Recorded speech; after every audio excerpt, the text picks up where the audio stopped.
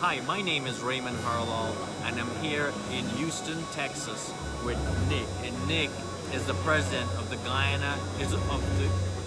Georgetown Chamber of Commerce.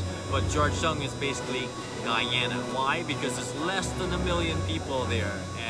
And the Georgetown Chamber of Commerce is basically the capital city, and that's where all the commerce happens.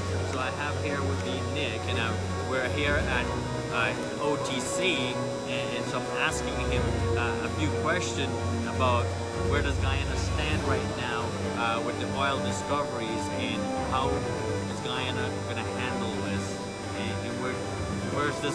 What does this mean for Guyanese people? Well, thank you, Ray. So what's happened is that in 2015, ExxonMobil discovered oil in Guyana. Then since 2015, they've had almost 13 discoveries to date. And now they're moving to start producing oil from their first, and then they've recently received approval for their second discovery. They're still doing exploration work, but now this kind of shifts gear because now they're going into production. Okay. As a result of that, there's a number of various services, products, things that are needed in Guyana to be able to help Exxon get set up properly. You're talking about services all the way from housing, office space, transportation, a lot of things. So local content has become a hot button topic in Guyana. So tell me more about the local content. Well, what's going on is that the locals are trying to figure out how can they break into the industry intelligently. What pieces of the supply chain can we bring to the shores of Guyana, because there's some amount of it that makes sense logistically to do from Guyana, and then cost-wise we can reduce costs on some of those things. There are other things that just have to, so specialized, they have to be manufactured in places that have had years and years of experience of doing that. So there's it's quite a debate going on, and one of the reasons Guyana is here at the Offshore Technology Conference, or OTC, is that we feel that having that presence facilitates the conversation, because local content, you need companies to be able to provide the products and services at standard, and to do that, the companies have to create that partnership with experienced companies, because we don't have the luxury of having a number of years to naturally learn. We have to kind of circumvent that learning curve and do it through partnerships. Amazing. Now, I was told there's a 51% local content, but so what's going on? This. ExxonMobil has their definition of what they internally call local content. Okay. This is from the operator, not from the government. Okay. Eventually, we expect the government to be putting in place a local content policy, and subsequently they've said they'll do a legislation. But ExxonMobil views local content as business done through a local company that has 51% local or Guyanese ownership. Phenomenal. Thank you for clearing that up. And well, that's a plus on the operator side of things. Yeah, I mean, it's definitely a good thing that the operator has done in clarifying what they consider to be local content, the percentage of ownership, and how they go about encouraging that. They've invested in the Center for Local Business Development, which is a center that helps to train and educate companies about the industry. Now, the body that I belong to, Georgetown Chamber of Commerce and Industry, we have formed a committee that we call the Petroleum Committee, and that committee is there to also drive learning, interaction, networking, lobbying for the oil industry in Guyana.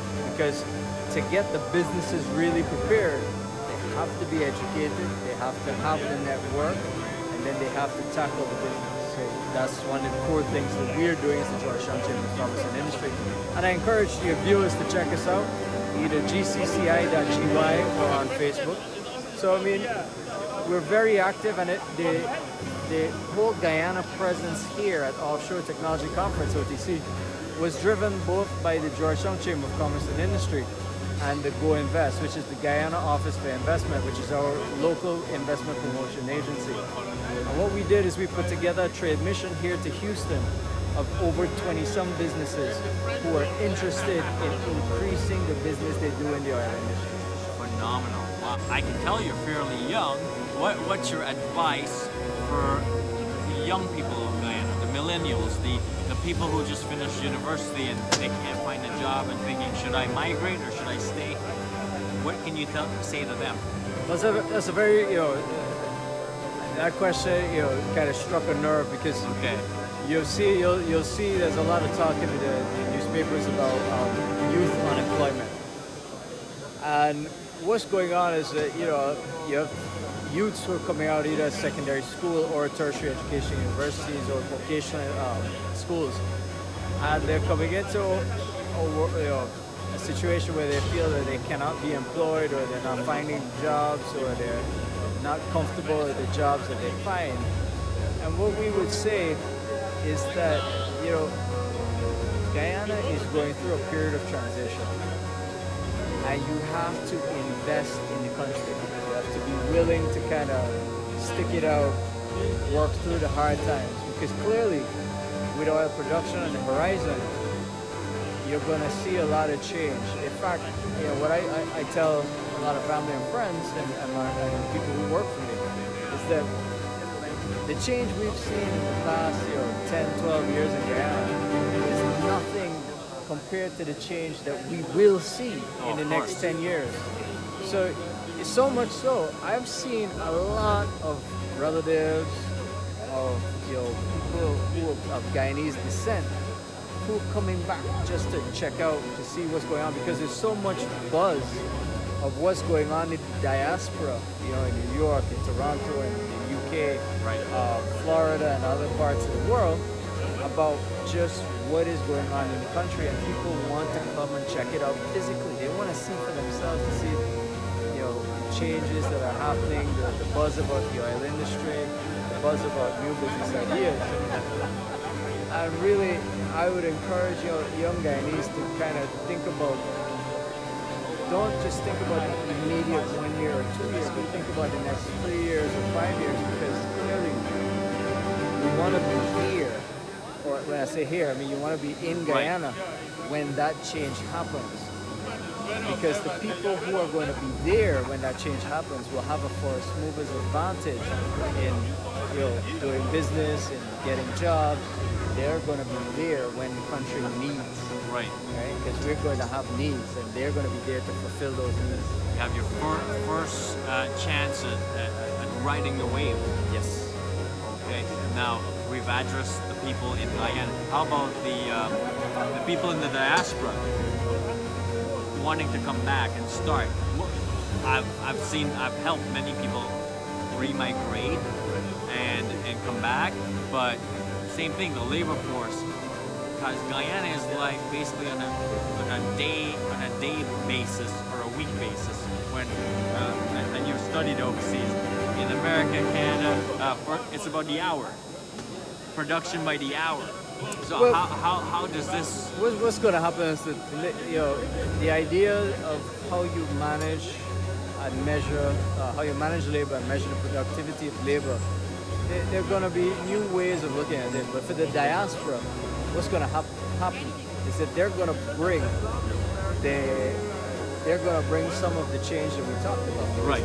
They're coming from nations that take a different view, or maybe use different methods of measurement when it comes to just use productivity of labor or business processes or approach to doing business. And when they bring that with them, that's going to naturally drive change in the culture of doing business in Guyana. So there's opportunity for the diaspora to get involved, because you have this natural patrimony and heritage, and these are children of Guyana who have skills and energy that can be brought back to use to develop the country. Yeah, I think that's a secret weapon. Bringing that, coupling it with the resources there, the youth, the young people, and JV with large organizations, as you mentioned, they have the specialty to make it work. Any last words? Well, I think I would definitely encourage everyone to do is to get involved by reading newspapers, understanding what's going on, reach out to the friends, the relatives. That's for the diaspora. For the young Guyanese, trust me, keep plugging away, put your energy into, getting that tertiary education if possible. And, kind of work towards the Guyana you want to see. Because trust me, it's coming. Be the change you want to see. It'll happen. Thank you for your time, sir. Pleasure. Thank you, River. Thank you for watching. Be sure to like, comment, subscribe, and share this video. Tag someone in the comment, and we'll see you in the next one.